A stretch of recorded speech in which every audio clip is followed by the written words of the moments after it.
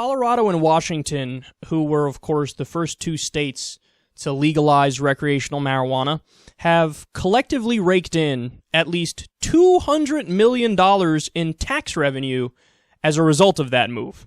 So Huffington Post reports on this, quote, in Colorado, after about a year and a half of legal recreational marijuana sales, the state has collected more than $117 million in excise taxes from both the recreational and medical marijuana markets, according to the most recent data from the Colorado Department of Revenue. So Colorado's Director of Marijuana Coordination, Skylar McKinley, which is an awesome name, weighed in on this and said, quote, our philosophy has been that marijuana pays its own way. Every dime we bring in from legalization is dedicated to the cost of legalization. That's regulatory framework first, then public education campaigns about safe and responsible use, and then prevention and treatment programs. The big lesson we tell other states is you probably shouldn't legalize marijuana if you want to make money. That's not why you do it. You do it because you think that a regulated marketplace might be safer than an unregulated marketplace, or you believe that the war on drugs didn't work.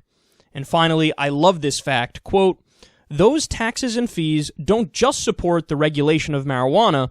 Both states have flagged some of the revenue for public schools and expansive research. Tremendous. This is a fantastic story. So I actually slightly disagree with the marijuana coordination director here in Colorado, because he's saying, well, you don't really do it because you want more revenue for the state. You do it because the war on drugs failed, and this is a better way to control the drug market. No, that's true, but it's also true that you get revenue as well. It's a win-win. Both things are objectively true. They're funding schools. They're funding scientific research and medical research. So you're doing that along with, doing a good job to destroy the black market and make it so that you don't give bad guys a monopoly on the product to then make the bad guys more powerful and make it so that they can spread their criminal empires. And that's the argument for legalization all around the United States. Not just revenue for the government, which is a good thing, but also you will put the cartels out of business. Now, you obviously can't put the cartels out of business if you're only doing it in one state, because then there's other states and the cartels are still going to thrive. There's way more states that don't have legal marijuana, so of course the cartels are going to do well. But if you legalize at a federal level, it's a matter of time until the cartels are destroyed. And we know that because we have the example of prohibition in the U.S. Wasn't that long ago. When we banned alcohol, it's not like alcohol, poof, gone. Nobody knew where to get it. Like, oh, God, what happened? It disappeared off the earth. What is this alcohol you speak of? I don't know what it means.